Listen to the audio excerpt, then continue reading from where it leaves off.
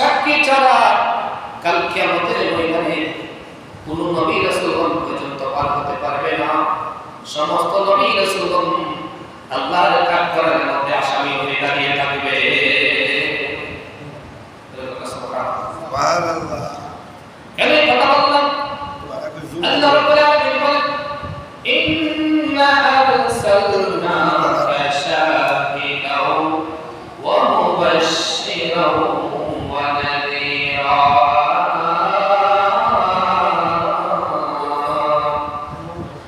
আল্লাহ পাক রব্বুল আলামিন বলেন, ইন্না নিশ্চয় আরসালনাকা আপনাকে প্রেরণ করেছি, ইয়া রাসূলুল্লাহ, ইয়া হাবিবাল্লাহ, নবী গো, আপনাকে আমি আল্লাহ দুনিয়ার জমিনে পাঠিয়েছি তিনটা দায়িত্ব দিয়ে, তিনটা কাজ দিয়ে। চলে বলবা সুবহানাল্লাহ। কয়টা কাজ? তিনটা কাজ দিয়ে ইয়া রাসূলুল্লাহ পাঠিয়েছি। যখন হাসরের ময়দানে যখন আমি আল্লাহ নিজাম কাম দেব, যখন হিসাব নেওয়া শুরু করব, নেকি বলে হিসাব যখন নেওয়া শুরু করব, ইয়া রাসূলুল্লাহ, ইয়া হাবিবাল্লাহ, ওই কিয়ামতের ময়দানে আমি রাসূল যে আল্লাহ যাকে রাসূলকে সাক্ষী হিসেবে পাঠিয়েছি, ওই সাক্ষীর কার্যক্রমটা ওই কিয়ামতের ময়দানে হাসরের দিনে ওই কাঠগড়ার মধ্যে আপনি রাসূলকে সাক্ষী হিসেবে আমি আল্লাহ তাআলা বলে সুবহানাল্লাহ। এরকম ভাবে মুফাসসিরিনে কেরাম তাফসীর করতেছেন। আল্লাহ পাক রব্বুল আলামিন রাসূলুল্লাহ সাল্লাল্লাহু আলাইহি ওয়াসাল্লামের সুস্পষ্ট বিজয় অবহিত হয়েছে। এই চারটি নিয়ম উল্লেখ করে আল্লাহ সুবহানাহু ওয়া তাআলা রাসূলুল্লাহ সাল্লাল্লাহু আলাইহি ওয়াসাল্লামের সঙ্গে সম্পর্ক ছিল তিনটা বিষয়। একটা বিষয় হচ্ছে ইয়া রাসূলুল্লাহ, ইয়া হাবিবাল্লাহ, নবী গো, আপনাকে এমন তিনটি নিয়ামতের উল্লেখ করেছি, ইয়া রাসূলুল্লাহ, এর আবির্ভাবের মাধ্যমে সমগ্র জাতিকে ইয়া রাসূলুল্লাহ আপনাকে নিয়ামত হিসাবে দুনিয়াতে পাঠিয়েছি। বলুন সুবহানাল্লাহ। আলোচনাতে তাফসীরে আল্লাহ সুবহানাহু ওয়া তাআলার প্যারা হাবিব সম্পর্কে সম্বোধন করে ইয়া রাসূলুল্লাহ, ইয়া হাবিবাল্লাহ, ওগো আল্লাহর প্যারা হাবিব বলে নবী রাহমাতুল লিল আলামিন, ওগো নবীজি আমার, আমি আপনাকে সমগ্র জাতির জন্য সাক্ষী হিসাবে আমি আল্লাহ আপনাকে দুনিয়াতে পাঠিয়েছি। এরপর আল্লাহ বলেন, মুবাশশির, আমি আল্লাহ আপনাকে সুসংবাদদাতা হিসেবে পাঠিয়েছি।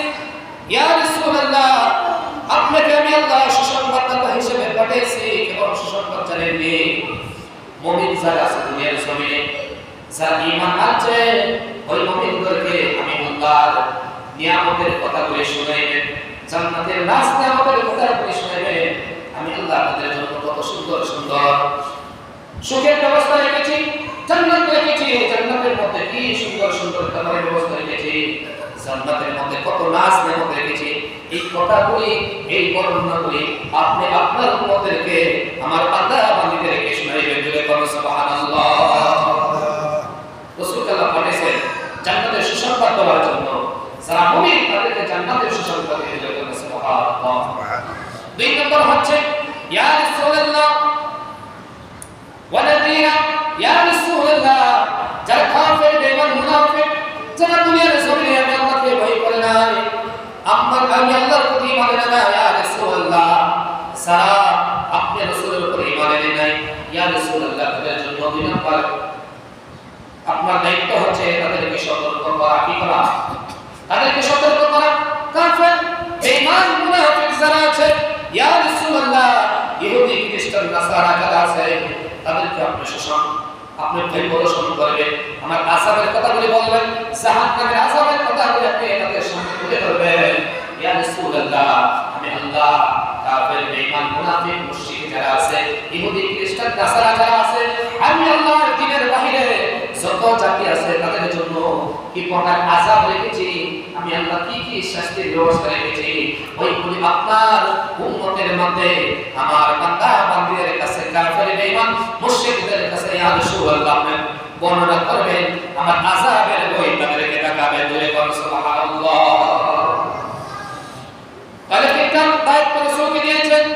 একটা হচ্ছে মুমিনদের জন্য সুসংবাদ, জান্নাতের সুসংবাদ। দুই নম্বর হচ্ছে মুমিন কাফের বেঈমান মুশরিক যারা আছে তাদের জন্য আযাবের ভয় রাসূল দেখাইবেন। দেখাইছে না? মুমিনদের জন্য জান্নাতের সুসংবাদ দিয়েছে, জান্নাতে কি নিয়ামত আছে সবকিছু রাসূলুল্লাহ কইছে না? সবকিছু কইছে। এবং জাহান্নামে কি আযাব আছে সবকিছু বর্ণনা করছে। মুফাসসিরিনে কেরামগণ এখন তাফসীর করতেছেন যে প্রিয় নবী সাল্লাল্লাহু আলাইহি ওয়াসাল্লাম দুনিয়াতে ঈমান ও নেক আমলের সুসংবাদ দিয়েছে, আর কাফিরদেরকে কিয়ামতের দুনিয়ায় তিনি ভয় প্রদর্শন করিয়েছেন। কিন্তু সাক্ষীর যে ব্যাপারটা ছিল, রাসূলকে আল্লাহ সাক্ষী হিসেবে দুনিয়াতে পাঠিয়েছে। রাসূলের সাক্ষী দেওয়ার কথা ছিল এটা দুনিয়ার জমিনে প্রতিষ্ঠিত হবে না, এটা প্রতিষ্ঠিত হবে যখনই আমার আল্লাহ হিসাব নিকাশ নেওয়া শুরু করবে। জোরে বলেন সুবহানাল্লাহ। যখন হিসাব নেওয়া শুরু করবে, হাসরের ময়দান যখন হিসাব শুরু হয়ে যাবে, মিজানের পাল্লা যখন আমার আল্লাহ টানবে, তখন রাসূলুল্লাহ সাক্ষী ওই কিয়ামতের ময়দানে হাসরের দিনে রাসূলুল্লাহ সাক্ষী দেবেন। জোরে বলেন সুবহানাল্লাহ। তাহলে দুনিয়ার জমিনে রাসূলুল্লাহ দুটো দায়িত্ব পালন করছে, একটা দায়িত্ব অভিজ্ঞতা রয়েছে, একটা দায়িত্ব রয়েছে এটা কিয়ামতের ময়দানে হাসরের দিনে রাসূলুল্লাহ দিবেন। জোরে বলেন সুবহানাল্লাহ। এটা পালন করবেন, কিভাবে পালন করবেন তাফসীরে কারণ বলতেছেন। তাফসীরে জালালাইন শরীফের মধ্যে সুন্দরভাবে স্পষ্ট করে এসেছে, রাসূলুল্লাহ সাল্লাল্লাহু আলাইহি ওয়াসাল্লাম হাদিস শরীফের মধ্যে এসেছেন যে কিয়ামতের দিন অন্যান্য নবী উম্মতের আল্লাহর নিকট ফরিয়াদ করবেন, আল্লাহ তাদের নিকট কোনো নবী রাসূল আসে নাই, তাদের কাছে কোনো পয়গাম যায় নাই। আল্লাহ যে নবী রাসূল পাঠিয়েছেন, নবী রাসূলদেরকে দ্বীনের দাওয়াত দেওয়ার জন্য আল্লাহ দুনিয়াতে পাঠিয়েছেন। অন্যান্য নবী আলাইহিস সালামের উম্মতেরা আদম সফিউল্লাহ থেকে নিয়ে শুরু করে ঈসা রুহুল্লাহ পর্যন্ত সমস্ত নবী উম্মতেরা কিয়ামতের ময়দানে আল্লাহর কাঠগড়ায় দরখাস্ত করবেন, তারা আল্লাহর কাঠগড়ায় নোটিশ জারি দিবেন, আল্লাহ আমাদের কাছে কোনো নবী রাসূল যায় নাই, আমাদেরকে কোনো দ্বীনের দাওয়াত দিছে। তখন আল্লাহ বলবেন, কেন? আমি তো দুনিয়াতে নবী রাসূল পাঠিয়েছিলাম তোমাদের কাছে যাওয়ার জন্য, দ্বীনের দাওয়াত দেওয়ার জন্য, তোমাদের কাছে তো দ্বীনের দাওয়াত দিয়েছে। তখন ওই কাফের বেঈমান মুশরিকরা যারা ঈমান আনে নাই, নবী রাসূলগণের কথা যারা শুনে নাই, তারা বলবে, না আল্লাহ আমাদের কাছে কোনো নবী গেছে না, কোনো রাসূল গেছে না আমাদের কাছে। জোরে কথা নাউযুবিল্লাহ। তারা অস্বীকার করব, এটা করব, অস্বীকার করব।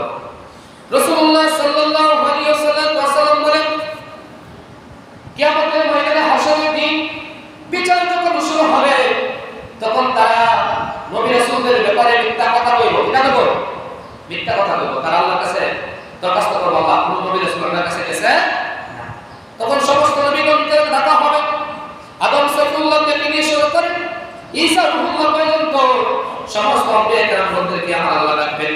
ডাকার পরে ডাকতে বলবেন, এরে আমার নবী রাসূল বলেরা, তোমাদেরকে দুনিয়াতে আমি আল্লাহ পাঠিয়েছিলাম আমার দ্বীনের দাওয়াত দেওয়ার জন্য, আমার ওয়াহদানিয়তের দাওয়াতগুলি মানুষের কাছে কাছে পৌঁছে দেওয়ার জন্য। তোমরা নাকি তাদের কাছে দ্বীনের দাওয়াত দেও নাই। তখন সমস্ত নবী রাসূলগণ বলবে, আল্লাহ আমরা কিয়ামতের ময়দানে তাদের কাছে দ্বীনের দাওয়াত দিয়েছি। রব্বুল আলামিন যখন আমরা তাদের কাছে দ্বীনের দাওয়াত দিতাম, তোমার ওয়াহদানিয়তের দাওয়াত দিতাম, কালিমার দাওয়াত যখন আমরা পৌঁছে দিতাম, রব্বুল আলামিন তখন কাফের বেঈমান মুশরিকরা আমাদেরকে ঠাট্টা করত, বিদ্রুষ্ট করত, আমাদের কথা তারা শুনতো না, আমাদের কথা না শুনে তারা আমাদের প্রতি ঈমান আনত না। তো নবী রাসূলকে দাওয়াত দিছি, কি করছে? আমার কওমের কাছে, উম্মতের কাছে দাওয়াত দিছি।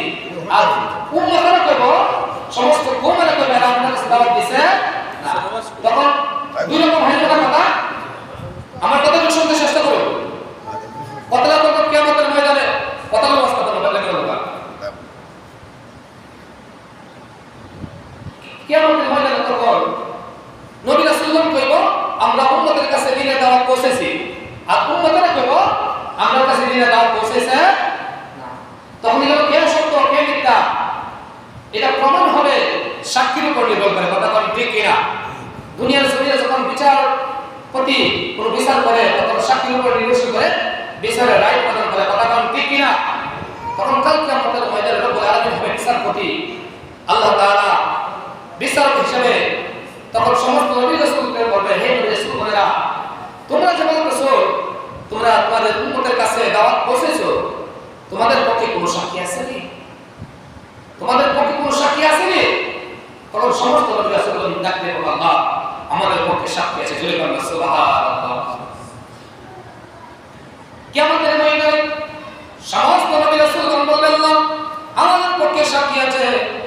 তখন আল্লাহ রাব্বি বলবেন তোমাদের পক্ষে সাক্ষী কারা তাদের উপস্থিত করো করে বলল সুবহানাল্লাহ।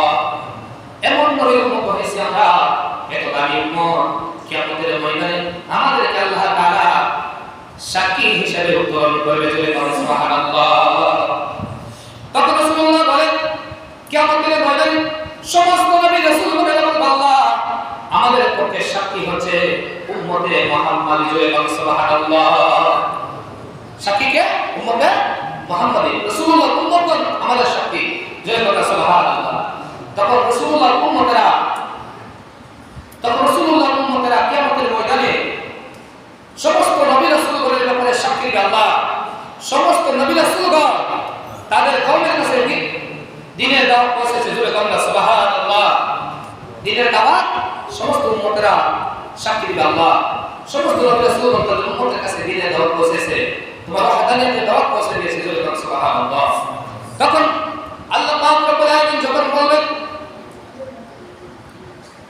যে হে আদম নবী থেকে নিয়ে শুরু করে ঈসা নবীর উম্মতেরা তোমরা শুনতে পাচ্ছ, নবীগণের সাক্ষী রে উম্মতে মুহাম্মাদী সাক্ষী দিয়েছে তোমাদের কাছে দ্বীনের দাওয়াত পৌঁছেছে। তখন তাদের আবার আয়াত অভিযোগ হবে, তাদের অভিযোগ হবে আল্লাহ উম্মতে মুহাম্মাদী ওই সময় ছিল না, উম্মতে মুহাম্মাদী ওই সময় ছিল না। রব্বুল আলামিন তারা কেমনে জানে আমাদের কাছে দ্বীনের দাওয়াত দিয়েছে কি দিয়েছে না? আমরা কি আদম নবী সমাজতাম? অথবা আদম নবী সমাজতা ছিলাম? উম্মতে মুহাম্মদ কেউ ছিল না। ঈসা রূহুল্লাহ পর্যন্ত সমস্ত নবী রাসূলগণের পরে আখির নবী আইসা এরপরে নবী উম্মত হয়েছে, কথা কোন ঠিক কিনা? তখন তাদের অভিযোগ হবে আমাদের নবীর উম্মতরা আল্লাহ তার তো সময় উম্মতে মুহাম্মদ ছিল না, তারা কি করে জানে আমাদের কাছে দ্বীনের দাওয়াত পৌঁছেছে কি পৌঁছেছে না? তখন উম্মতে মুহাম্মাদীকে ডাক দিয়ে বলা হবে, হে উম্মতে মুহাম্মাদী তোমরা যে নবী আলাইহিস সালামের ব্যাপারে সাক্ষী দিলে, তোমরা সাক্ষী দিছো তোমরা তো ওই সময় ছিল না, তোমরা কেমন জানলা কিভাবে জানলা? তোমাদের পক্ষে কোন ডকুমেন্টস আছে কিনা, কোনো দলিল আছে কিনা? তখন উম্মতে মুহাম্মাদীরা ঠেক দেন হবে রব্বুল আলামিন সমস্ত নবী রাসূলগণ তাদের উম্মতের কাছে তাদের কওমের কাছে দ্বীনের দাওয়াত পৌঁছাইছে, এটা আপনার বন্ধু হাবিবুল্লাহ আমাদেরকে শুনাইয়া দিয়েছে জোরে বলুন সুবহানাল্লাহ। রাসূল আমাদেরকে শুনাইছে যে সমস্ত নবী রাসূলগণ তার উম্মতের কাছে দ্বীনের দাওয়াত পৌঁছেছে, কিন্তু উম্মতেরা তাদের দ্বীনের দাওয়াত গ্রহণ করে। তখন উম্মতে মুহাম্মাদী যারা ঈমানদার তারা সাক্ষী দিবে আল্লাহ তারা নবী রাসূলগণ দ্বীনের দাওয়াত দিয়েছে কিন্তু তাদের উম্মতেরা গ্রহণ করছে। তখন আল্লাহ তাআলা রাসূলুল্লাহ সাল্লাল্লাহু আলাইহি ওয়াসাল্লামকে ডাকতে বলে, ইয়া রাসূলুল্লাহ ইয়া হাবিবাল্লাহ নবীজি গো আপনার উম্মতের যে সাক্ষী দিল এই ব্যাপারে আপনার মতামত কি? এই ব্যাপারে আপনি কি বলেন? রাসূলুল্লাহ সাল্লাল্লাহু আলাইহি ওয়াসাল্লাম তখন উম্মত মুহাম্মাদের সাক্ষীর পিছনে আল্লাহ আমার উম্মতেরা যে সাক্ষী দিয়েছে এটা সত্য সাক্ষী দিয়েছে, ইয়া রাসূলুল্লাহ তাহলে আপনি সিগনেচার করে দেন। রাসূলুল্লাহ ওই সাক্ষীর উপরে সিগনেচার করে দিবেন।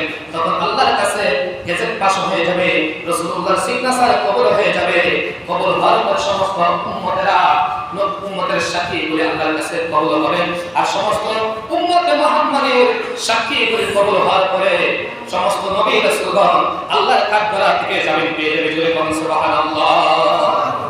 এই জন্য বলেছি কিয়ামতের ময়দানে রাসূলুল্লাহর সুপারিশ ছাড়া রাসূলুল্লাহর সাক্ষী ছাড়া কোন নবী রাসূলগণ পর্যন্ত বাঁচার সিস্টেম নাই, সুযোগ নাই। আসলে মূল কথা হচ্ছে কিয়ামতের ময়দানটা সাজানোর উদ্দেশ্য হচ্ছে নবীর শান, নবীর মান, নবীর ইজ্জতকে আল্লাহ তাআলা বুলন্দ করবে।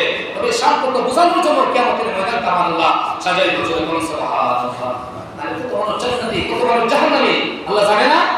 কথা বলা জানে না? ডাইরেক্ট কবর থেকে জান্নাতে পাঠাতে পারতো, কবর থেকে জাহান্নামে পাঠাতে পারতো। হাসরের ময়দানে কোনো প্রয়োজন ছিল না। একমাত্র নবী মুহাম্মদ রাসূলুল্লাহ শান মানকে বোঝানোর জন্য আল্লাহ তাআলা কিয়ামতের ময়দান সাজাবে, সমস্ত রাসূলকে বোঝাবে। দেখো আজকে কিয়ামতের ময়দানে আমার রাসূলের সাক্ষী ছাড়া তোমাদেরকে আমি আল্লাহ নাজাত দিতাম। এজন্য আল্লাহ তাআলা আমাদেরকে এমন উম্মত বানাইছে যে নবী আলাইহিস সালাম উম্মত হওয়ার জন্য সমস্ত নবী রাসূলগণ পর্যন্ত কান্নাকাটি আল্লাহ তাআলা আমাদের সকলকে সঠিক বুঝদান করুন। কিয়ামতের ময়দানে রাসূলুল্লাহর সুপারিশ আমাদেরকে নসিব করুন। আল্লাহুম্মা আমিন। ওয়া আখিরু দাওয়ানা আলহামদুলিল্লাহি রাব্বিল আলামিন। আসসালামু আলাইকুম ওয়া রাহমাতুল্লাহি ওয়া বারাকাতুহু।